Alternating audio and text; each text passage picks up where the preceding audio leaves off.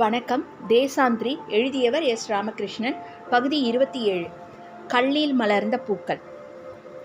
மழை காலத்தில் ஒரு நாளில் கங்கை கொண்ட சோழபுரத்துக்கு நான் போயிருந்தேன். கும்பகோணத்துலேருந்து ஒரு அரை மணி நேர பயணத்தில் தான் இந்த கங்கை கொண்ட சோழபுரம் இருக்குது. திருச்சியிலேருந்தும் நம்ம போகலாம். முதல் நாள் பெய்த மழையில் ஈரமாக இருந்த கோயிலோட புறத்தோற்றம் காலை வெயிலில் மினுங்குச்சு.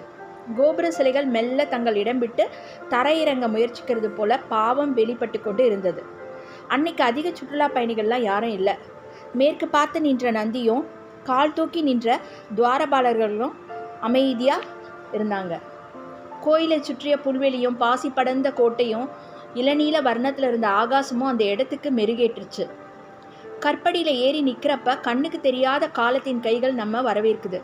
பாதி இருட்டும் மெல்லிய வெளிச்சமும் கலந்த கோயிலோட உட்புறத்தில் ஒரு அமானுஷ்யம் சுடர் விட்டுச்சு. இந்தியாவில் எனக்கு பிடிச்சமான 10 இடங்களை தேர்வு செய்ய சொன்னால் அந்த பட்டியலில் எப்போவுமே இடம்பெறக்கூடியது கங்கை கொண்ட சோழபுரம். சோழர்களோட தலைநகரமாக இருந்த கங்கை கொண்ட சோழபுரம் இன்றைக்கி ஒரு டவுன் பஞ்சாயத்து. 1-2 பேருந்துகளும் சுற்றுலா வரும் பயணிகளும் தவிர ஆள் நடமாட்டம் குறைஞ்சி போன ஒரு இடம் அது. கோயில்னதுமே நம் மனசில் உருவாகும் பக்தியையும் இறை நம்பிக்கையும் விட்டு விலகி நிற்கிறது கங்கை கொண்ட சோழபுரம். வழிபாட்டுக்காக மக்கள் இங்கே அதிகம் வந்து போகிறதில்ல. மாறா இது ஒரு கலைக்கூடம். எல்லா கோயிலும் ஆதியில் இப்படி கலையின் சங்கமம் வெளியாத்தான் இருந்திருக்கு. 1000 பௌர்ணமிகளை காண்பது மனிதர்கள் வாழ்வில் கிடைச்ச பெரும் பேருன்னு சொல்லுவாங்க. இந்த கோயில் எத்தனை 1000 பௌர்ணமிகள் கடந்து வந்திருக்கும். மனுஷங்களோட கனவு அவங்க வாழ்வோடு முடிஞ்சு போய்விடக்கூடியதில்லை. அதுவும் கலையாயிடும். கனவுகள் காலம் கடந்தவைன்றதை இந்த கோயில் முன்னாக நிற்கும் பொழுது நான் தெரிஞ்சுக்கிட்டேன். கங்கை கொண்ட சோழபுரம் திராவிட கட்டடக்கலையோட ஒரு உன்னதம். சிற்ப மரபின் தனித்துவம். கல்லில் வடிக்கப்பட்ட ஒரு கூட்டு கனவு. இன்னைக்கு நிசப்தம் நிலவியுள்ள இந்த சிற்பங்களின் பின்னால் சிற்பிகளோட தீராத உழைப்பும் ஆனந்தமோ ஏக்கமோ அவங்களோட பெயரை எதிலும் விளம்பரப்படுத்தி கொள்ளாத பெரிய மனசும் வெளிப்படுது. கோயிலோட உள்ள நுழையறதுக்கு முன்ன ஒரு நிமிஷம் அந்த மகத்தான சிற்பிகளுக்கு மனசில் வணக்கம் செலுத்திட்டு தான் நுழையணும் போல இருந்தது.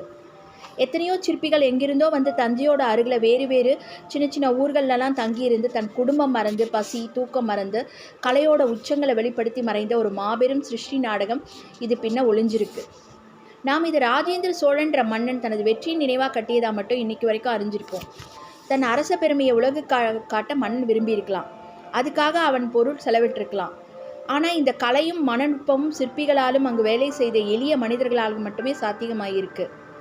அவங்க எவரது பெயரும் இங்கே இல்லை. இப்படி தான் வாழ்ந்திருக்காங்க நமது முன்னோடி கலைஞர்கள். கல் ருசியை நான் அறிந்தது சோழர்களோட கோயில்களில் இருந்து தான். அதுலேயும் தொடர்ச்சியாக சில மாதங்கள் சோழர்களோட கற்கோயில்களை சுற்றி அலைந்து பார்த்தப்போ கல்லின் நுட்பத்தை புரிஞ்சுக்க முடிஞ்சுது.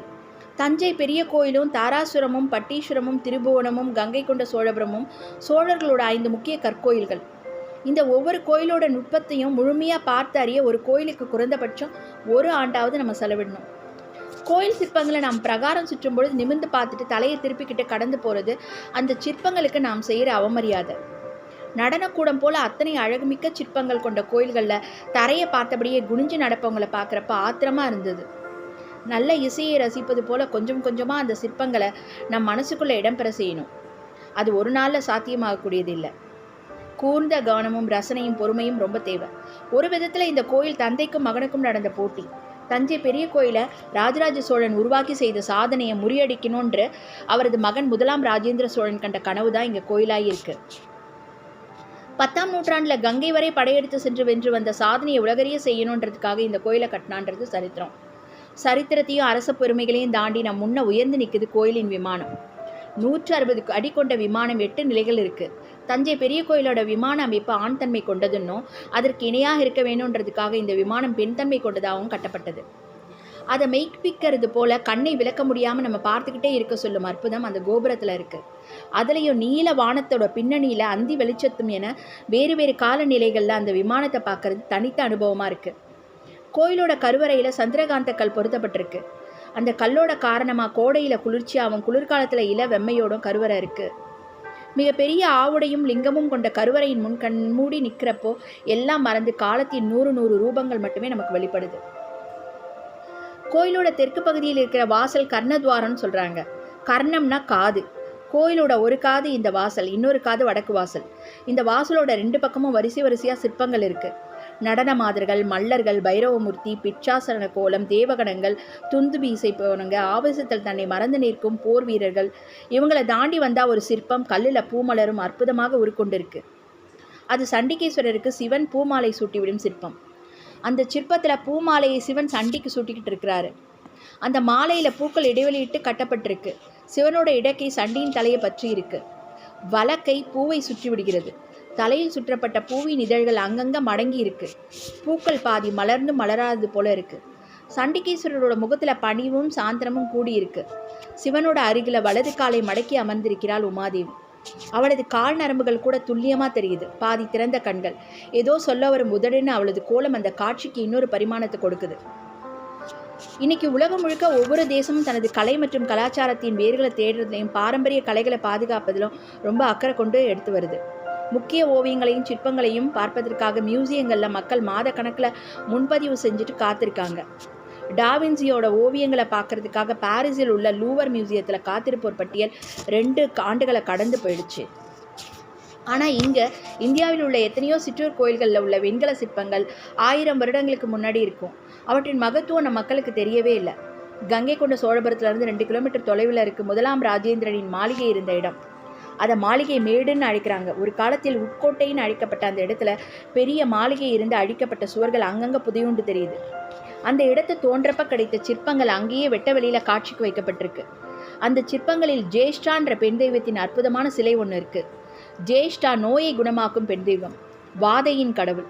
அந்த சிலையோட சிறியதும் பெரியதுமான 20க்கும் மேற்பட்ட சிற்பங்கள் உடைந்தும் சிதைந்தும் இருக்குது. கால மன்னர்களோட எல்லா பெருமைகளையும் சுகபோகங்களையும் எந்த தயக்கமின்றி அழித்து விடக்கூடியது. மிச்சமாக வச்சிருக்கிறது இது போன்ற மாளிகை மேடுகளை மட்டும்தான். ராஜேந்திரன் எல்லா வெற்றிகளுக்கும் பெருமைகளுக்கும் மண்ணோடு புதிஞ்சிடுச்சு. கலை மட்டுமே காலம் கடந்தும் தன் கம்பீரம் குறையாமல் இன்னைக்கும் நிற்குது. தமது பாரம்பரியமான சிற்ப மரபுகளும் ஓவிய பாணிகளும் இன்றைக்கும் பின்தொடரப்படாமல் காரணமற்று கைவிடப்பட்டுருச்சு. நம் கவனக்குறைவு தான் வேம்பை பயன்படுத்தக்கூட வெள்ளைக்காரங்கிட்ட அனுமதி கேட்கக்கூடிய நிலையை இன்னைக்கு உண்டாக்கியிருக்கு. உலக முக்கியத்துவம் வாய்ந்த கலைக்கோயில்கள் வரிசையில் பாதுகாக்கப்பட்டு வரும் கங்கை கொண்ட சோழபுரத்தை காண்பதற்காக வருடம் முழுதும் வரும் வெளிநாட்டவர்களோட எண்ணிக்கை நம்மவர்களின் எண்ணிக்கையை விட அதிகம். கோழி குஞ்சுகளுக்கு கூட நீலம், மஞ்சள், சிவப்புன்னு நிறம் மாற்றி பூசி விற்க துவங்கிவிட்ட வணிக உலகில் கலைகள், சிற்பம், பாரம்பரிய இசையும் என்று பேசுவது கூட பைத்தியக்காரத்தனமாகவே இன்னைக்கு இருக்குது. ஆனாலும் காலத்தில் நாம் எதையெல்லாம் முக்கியம்னு தெரியாமல் தூக்கி எறிகிறோமோ அதையெல்லாம் பின்னாளில் அடைவதற்கு பெரிய விலை கொடுத்து வரணுன்றத காலம் திரும்ப திரும்ப நமக்கு நிரூபிச்சுக்கிட்டே வருது.